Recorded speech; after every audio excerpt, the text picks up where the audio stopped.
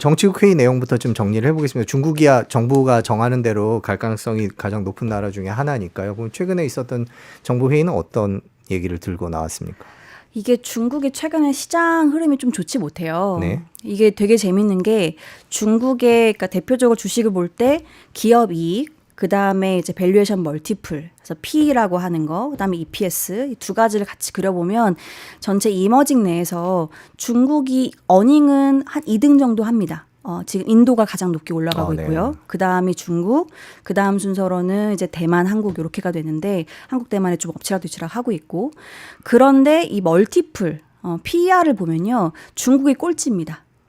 왜 그럴까를 보면 결국에는 미중 이 갈등 안에서 글로벌 투자자들의 이 자금들이 어디를 가야 될지에 대한 이 불확실성을 좀 높게 보고 있다라는 거죠. 네. 그래서 어닝보다도 앞으로 사실 미중 갈등이란 거는 이거는 예측하기가 어렵기 때문에 이런 것들은 좀 제거하고 가는 이런 측면이 있지 않나. 그래서 정치국 회의도 제가 이런 것들을 좀 보면 크게 부양 정책이 없었다라는 게 특히나 이런 자금들의 좀 뭐랄까요? 이 선뜻 투자 자금을 넣지 못하게 좀 머뭇하게 만드는 요인 중에 하나인 것 같습니다. 그래서 정치국 회의도 보면은 일단 첫 번째로 경기 부양책 전혀 없었고요. 양회랑 같았습니다. 그리고 이 정치국 회의 직전에 미중 갈등 관련돼서 좀 민감한 발언을 중국 정부가 할 수 있다. 막 이런 루머가 엄청 돌았어요. 근데 실제로 그런 내용들은 없었고 산업단에 조금 선택과 집중을 하겠다라는 것도 양회에서 여전히 이어서 이것도 미국을 좀 고려했다고 볼 수 있죠. 결국은 미중 간의 패권을 다투는 거는 기술력이기 때문에 여기서 핵심적인 게 이제 AI라든지 아니면 2차 전지, ESS 저장 장치, 그다음에 재생에너지 인프라 이런 것들을 좀 강화해야 될 필요가 있다. 그러니까 내부적으로는 재정비를 하고 전체 기조 아까 말씀드렸던 것처럼 대외적으로는 사실 정치국 회의는 경제 관련되어 있는 톤들을 잡아주는 거라 외교 관련되어 있는 코멘트들이 거의 없었지만은 그래도 미국과 관련되어 있는 것들을 감안해서 지금 내부의 재정비를 하고 있고 큰 방향으로는 좀 중국 기반으로 시작된 이 동맹국들을 구축하는 데 좀 관심이 있다. 이렇게 좀 확인이 됩니다. 그럼 중국 경제에 투자하시는 분들이 가장 많이 기대를 했던 게 경기 부양책인데 그거는 올해 내내 계속 나올 가능성이 높지는 않네요. 네, 저는 좀 상당히 낮은 것 같아요. 그렇군요. 그 중국 GDP 얘기를 좀 해보겠습니다. 중국 GDP가 갑자기 잘 나와서 아까 서프라이즈라는 표현을 해주셨는데 시장에서는 높은 평가를 받고 있지 못합니다. 작년 이맘때가 워낙 안 좋아서 그런 거겠죠. 지금 그래프가 나오는데요. 보면은 1분기 제일 오른쪽 끝이 올해 1분기 상황인데 뭐 그래프 상으로 보면 쭉 올라간 것 같은데 실제로 평가는 그렇게 좋지 않은 것 같아요. 이게 중국의 수출 데이터도 아까 말씀드렸지만 옛날과 좀 다르게 접근해야 되는 것들이 점점 많이 생길 것 같아요. 특히나 GDP도 이번에는 이제 기저효과 때문에 높았다라고 말씀을 드리는데 기저효과라는 거는 이제 전년 대비로 보다 보니까 지난해 어떠는지를 보는 게 중요한데 네네. 중국의 지난해 기억하시겠지만 1분기에 가장 중요한 이슈가 상하이 같은 대도시들을 락다운한 벌써 거였습니다. 1년이 됐군요. 예. 네, 그래서 락다운하다 보니까 당연히 경제 자체가 셧다운되다 보니까 이 기저가 베이스가 낮았고 그래서 올해 좀 높아 보이는 효과가 있었던 거고요. 특히나 가장 좀 높은 숫자를 기록했던 게 소매 판매입니다. 소비시장. 그러면 리오프닝 이후에 드디어 중국 소비 경기가 본격적으로 올라가는 건가? 이런 기대감을 품으실 수가 있는데 중국의 지난해 3월, 4월, 5월 소매 판매가 마이너스였습니다. 역성장이었어요. 네. 그러다 보니까 굉장히 좀 높은 숫자, 10%를 넘어서는 숫자가 나왔던 거고요. 그래서 이런 기저효과를 싹 빼고 뭐가 좋아 보이는지를 들여다보니까 1도 없었더라. 그러니까 중국 경제가 네. 좋은 게 없다라는 말씀이시군요. 그래서 이제 어찌 보면 시장에서 조금 실망했던 측면이 있지 않나. 성장률이 좋게 나왔는데도 이제 사실 당시에 시장은 거의 환호를 하지 않았거든요. 네. 그래서 지수들이 조금씩 등락이 있긴 했지만 뭐 약보합, 강보합 요 정도로 마무리가 됐습니다. 네, 그러니까 나온 GDP 성장률에 비해서 작년 기저효과를 생각하면 사실상 거의 나아진 게 없고 중국 경제는 여전히 좋지 않다 이렇게 보면 되는 거죠. 중국의 지금 지난해 리오프닝 12월에 하고 지금까지 여러 가지 리오프닝 때문에 글로벌 IB들은 중국에 대한 경제 성장률 전망치 그다음에 이 어떻게 보면은 주가 지수에 대한 타겟을 계속 올리고 있어요. 그럼에도 불구하고 중국이 글로벌리 수익률이 좀 부진한 국가 중에 하나거든요. 그 이유가 정말 리오프닝 이후에 소비가 좋아졌는가 여기에 좀 퀘스천 마크를 우리가 둘 필요가 있는 것 같아요. 소비라는 건 결국은 사람들의 주머니 사정이 좋아야 되는 거잖아요. 근데 주머니 사정이 좋아지려면 일단 당연히 고용시장이 좋아야죠. 근데 중국의 고용시장이 상당히 안 좋습니다.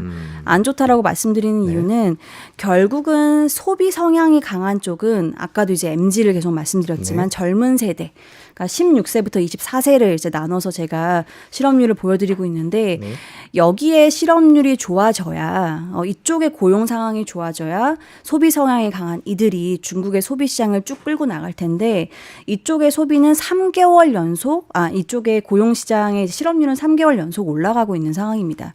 그래서 어떻게 보면 코로나 때보다 지금 더 올라갔어요. 이쪽의 네네. 실업률은. 그래서 사실 지금 소비의 어떤 악순환 고리를 끊어줄 실업률이 여전히 부진하다는 측면에서 중국의 경기가 지금 호전되고 있다라고 보기는 좀 어렵다. 이렇게 판단할 수 있습니다. 네, 방금 저희가 표를 잠깐 보여드렸었는데 그 표를 다시 한번 보여주시겠습니까? 예, 이게 중국 도시조사 실업률이라는 건데요. 전국대 청년층입니다. 보면 빨간색이 청년층이에요. 16세에서 24세 실업률이라고 나왔는데 최근 몇 년 통틀어서 가장 높네요. 중국 정부가 이 청년 실업률에 신경을 많이 쓰는 것 같은데 특별히 그런 이유가 있습니까? 일단은 중국은 이 정치적으로 좀 독특한 국가죠. 네. 그러니까 일당 독재를 가지고 있는 나라이기 때문에 또 사이즈가 굉장히 크고 그래서 체제의 안정을 가장 최우선시합니다. 근데 체제의 안정을 뒤흔드는 사건이 있었죠. 이 시위가 대규모로 사실상 네. 일어났었고 그래서 이들의 어떤 민심을 동요하지 않게 하는 게 중요한데 이쪽에 실업률이 이렇게 고공행진하게 되면 결코 이제 민심이 안정되기 어렵겠죠. 네. 그래서 이쪽을 고려해서 어찌 보면은 제가 중국의 그 신형 인프라 지난번에 나왔을 때 동수서산 이런 거 많이 네네. 말씀드렸는데 이런 쪽에 이제 화이트 칼라 결국은 전문 직군이 많이 필요한 쪽에 수요를 계속 늘리고 플랫폼에 대한 규제를 다시 지원 성격으로 좀 선회하고 있거든요. 이런 것들이 청년층 실업률을 해결하기 위해서 상당히 노력하는 지점이다. 이렇게 보여집니다. 네, 그렇군요. 중국 제조업 세계의 공장이라고 하는 중국의 제조업 PMI 지수가 나왔습니다. 이거 어떻게 봐야 될까요? PMI가 한 2, 3개월 정도 좀 올라오는 듯 했어요. 네네. 리오프닝하고 생각보다 괜찮아 생각했는데 최근에 나온 거 보면은 네. 또 다시 좀 하락하는 모습입니다. 그러니까 이렇게 표를 보면 뾰족하게 올라갔던 게 건설업이네요. 건설업. 네, 제조업도 좋아졌고요. 네, 조금 이제 PMI가 제조업, 비제조업으로 나뉘는데 보시는 것처럼 제조업은 정말 이제 생산하는 단에 있는 거고 비제조업은 이제 건설업이랑 서비스업 이렇게 나뉘는데요. 리오프닝하고 서비스업이 좀 올라오는 속도가 제일 빠르긴 했었습니다. 건설업이랑 일단은 사람들이 나가야 건설 공장에도 들어가고 그다음에 서비스업도 종사를 할 수 있으니까요.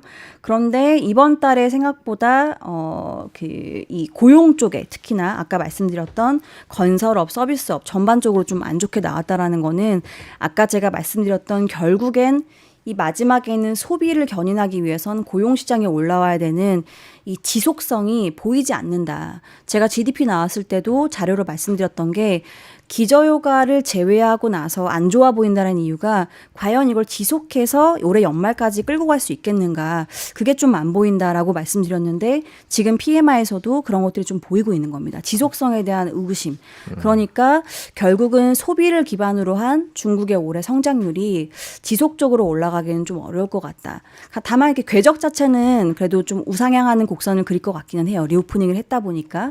근데 시장의 기대는 리오프닝하고 나서 소비가 이렇게 좋아질 것 같아요. 네. 눈높이가 굉장히 높아져 기대들이 있었는데 컸죠. 네, 그 눈높이를 상당히 낮춰야 될 만한 지표들이 좀 나왔다라는 게 가장 큰 화근입니다.